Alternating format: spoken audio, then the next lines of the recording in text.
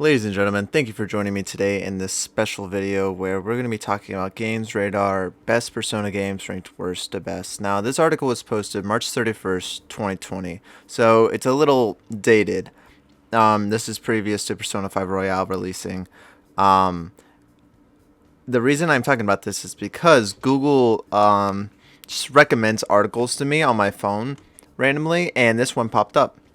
So that's what I'm talking about today. There's no, oh, I've been holding this or whatever. I literally just read this and was so astonished. I was like, I have to talk about this. So we're going to go through rank by rank and talk about why this person, Melindy Hetfield, is one of the worst people to know Persona at all, and one of the worst people to make a top Persona list. So let's just go through it. At number 6, they put Revelations Persona. Now, the first Persona game released in 1996 for PS1 doesn't have any of the features we associate with the series now. The music isn't quite funky enough, there are no bright colors, and the social links with your teammates doesn't exist yet. Revelations sticks with the horror themes of the original Shin Megami Tensei series, expanding on the high school settings of Shin Megami Tensei If. By now, this installment of the series looks a bit drab, and the battle system, while it established some of the elements that by now make Persona combat so refreshing, like negotiating with enemies to various effects, reached its limits fairly quickly. Adding to the fairly uninspired level design, and it's fair to say that by now there are plenty of better Persona games available to play.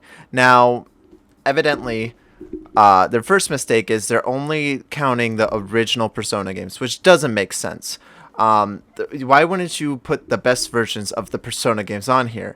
Does the music isn't quite funky enough? It absolutely is in Persona 1 on PSP. They redid a lot of the music in that game to make it more J-poppy, more modern Persona. But that, besides the fact, I would agree that Persona Revelations probably is the worst Persona game. That being that it is the oldest and it's the first one. Usually you would want the first game of the series to be the worst game. You only get better from there. Now, number 5, here is where things are just starting to get like, what? Persona 2 Innocent Sin. Persona 2 Innocent Sin is easy to overlook because it didn't make it to the West until the PSP remake finally got localized in 2011. Before that, the story was deemed too dependent on an understanding of Japanese culture and contained too much potentially offensive content to work for Western audiences. While this part of the series introduced the ability to summon personas, it gave up on negotiations, which of course is a shame in hindsight. I do not agree. The negotiating with personas has never worked that well. You do negotiate with them in Eternal Punishment and in 1 and 5, of course. Now, while it seems trivial to, negotiate with enemies, it really is kind of a gimmick. And in the end, you can get through the games pretty easily. Well, not the older ones, because the older ones you needed the cards, and that's how you leveled up your personas and things. But games like Persona 5, you can get through those games quite as easily without negotiating with the personas.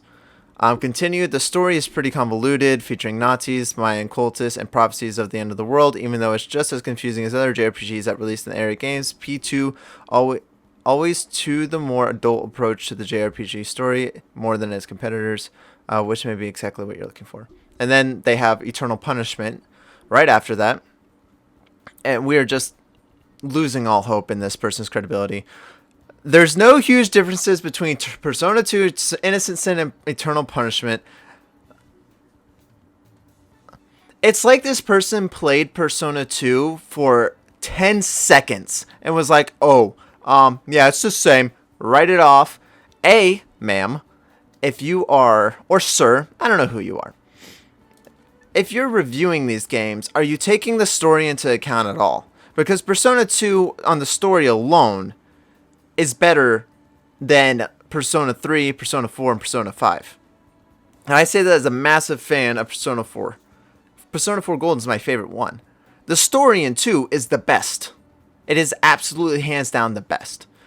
But that aside, There are no huge differences between Persona 2 Innocent Sin and Persona 2 Eternal Punishment, as the idea to the sequel was born during the development of the main game and used many of its assets. Eternal Punishment is set in an alternate timeline to Innocent Sin, and Maya, a team member from the previous century, becomes the protagonist here. Together with her friends, she hunts the mysterious Joker who murders on request and has the power to make people act on their worst desires, which is similar to the later Persona games' interpretation of the collective unconscious.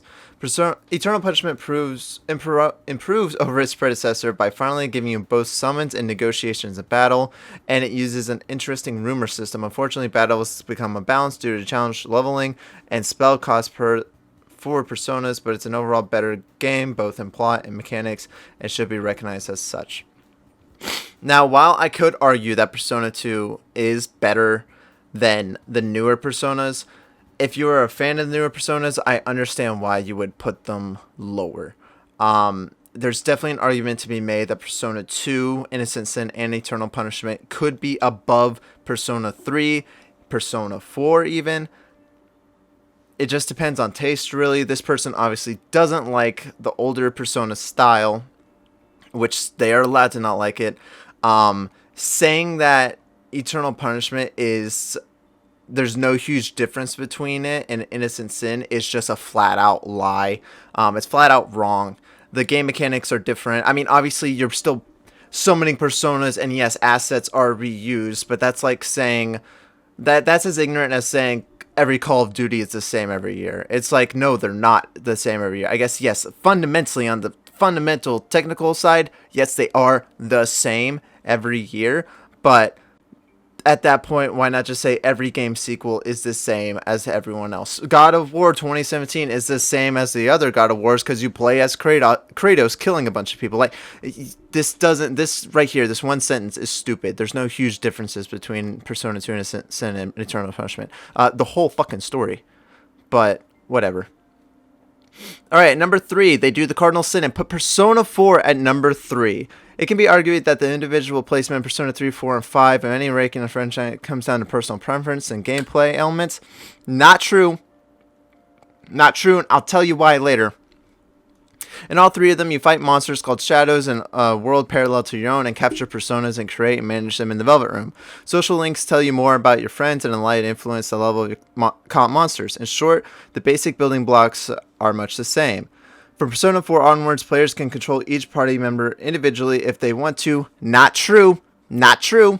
Which allows for better strategizing, but if you enjoy the combination of regular JRPG turn-based combat while using your personas and exploiting the weaknesses of foes, you'll find that in all 3 titles, albeit with various levels of grinding involved, what makes Persona 4 very different from other installments is overall presentation. It's immensely bright, both in design as well as plot. To those remembering Persona as a spin-off from a series with strong horror elements, the bubbly comedy of Persona 4 is a big departure from the series. Overall, more of a supernatural whodunit with the philosophical elements loosely mixed in. This is a great game for anyone who enjoys anime tropes more than exploration of dark depth of the human psyche. What we have here, ladies and gentlemen, is a Shin Megami Tensei fanboy bitch. That is what we have here. For decades now, it seems, the SMT fans have been dunking on Persona fans as, oh, it's not dark enough. Oh, look at the little, oh, this is baby's first JRPG. You want to play a real man's game? Come to Shin Megami Tensei.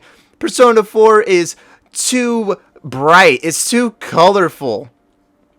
Motherfuckers die in Persona 4. Nanako dies in Persona 4. You can end that game on such a dark note. You can team up with the bad guy at the end and destroy the world in that game. Not to mention the themes of Persona 4. Yes, it is a brighter game. Yes, it is more colorful game, and yes, you are an investigation team with your friends, but deep down, if you do all the social links, which this person claims to have done, you learn that every single one of these motherfuckers has some deep psychological problems. And then they come to terms with trying to accept themselves, and it has themes of suicide, such as the Death Arcana. It has themes of not being good enough for yourself. There's so many dark themes in Persona 4, but this person is, oh, it's not Shin Megami Tensei. It's not all bloody and edgy, bro. Fucking stupid. At number 2, they put Persona 5. The probable biggest criticism you can level against Persona 5 in comparison with other Persona games is that it massively overstays its welcome. At a playtime between 80 and 120 hours depending on your style, it even I don't know that word, into an ending before going, whoops, wait, there's more. Persona 5 gets the most of its gameplay series of the system, making sure that no encounter goes too long if you exploit the enemy's weaknesses properly, but unfortunately this also makes it pretty easy on normal difficulty. Now they're complaining that it's too easy on normal difficulty. Bitch, put it on hard! That doesn't make sense. That makes no sense. That's like playing Call of Duty on Recruit and be like, it's fucking easy. If it's too easy for you, break up the difficulty, you dumbass. The plot is the same mix of sweet and sour, lighthearted but more serious than Persona 4, with plenty of thought put into its whatever fucking roots. This game has arguably the best social links out of the series, and it's fun to meet your team members one after another and hang out with them in a plethora of well-known locations around Tokyo. On top of all that, Persona 5 is just incredibly stylish, right down to the typeface of the so iconic people have previously cosplayed it. Their criticisms of Persona 5 is it's too easy and it's too long. If it's too easy, put the difficulty up. You want a really hard fucking Persona game? Play it on the hardest difficulty. You'll get your Shin Megami Tensei experience there. And it's too long? You don't have to do everything in the game. If it's dragging out for you too much, just go through the game.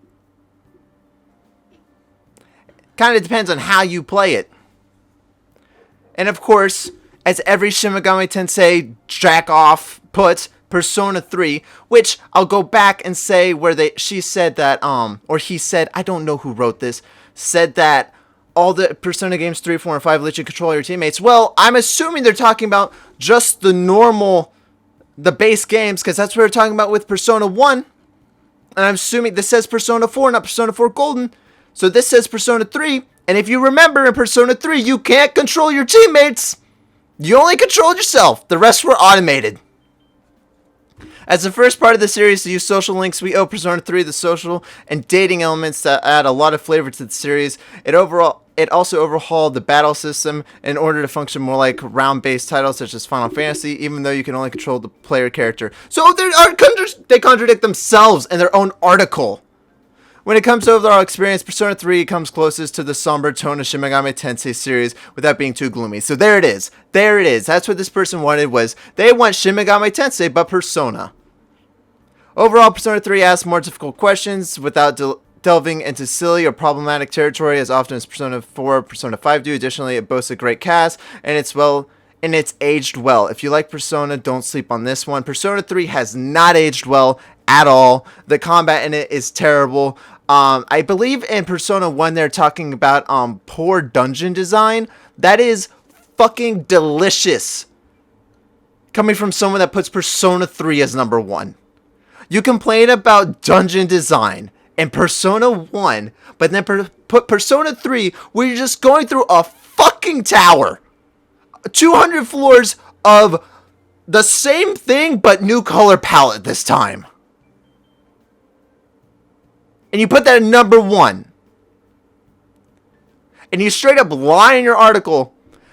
Ladies and gentlemen, what we have here is a Shin Megami Tensei fanfuck who wants to jerk off to Persona 3, so they decided to make a top Persona list. Obviously, they didn't play much. If I really had to bet, they have not beaten Persona 1, 2, and 2 again. Innocence and Eternal Punishment. If I had to guess, they have not beaten all 3 of those games.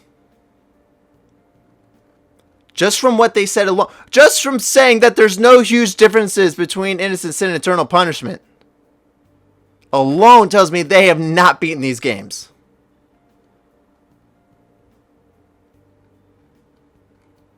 This is a terrible article, and I wish I could dislike it. And it's not even that they put Persona 3 at number 1. You can like whatever Persona game you want. You could put Persona Q at number 1. I don't give a shit. But when in your article you're stating negatives such as what they stated, only to say, oh, but those negatives don't matter for this one. That's just bad writing. That's bad reasoning. That's why I don't like this article. They lie in the article about you can control all your teammates. No, you can't. They complain about dungeon design, but then put 3... No. What?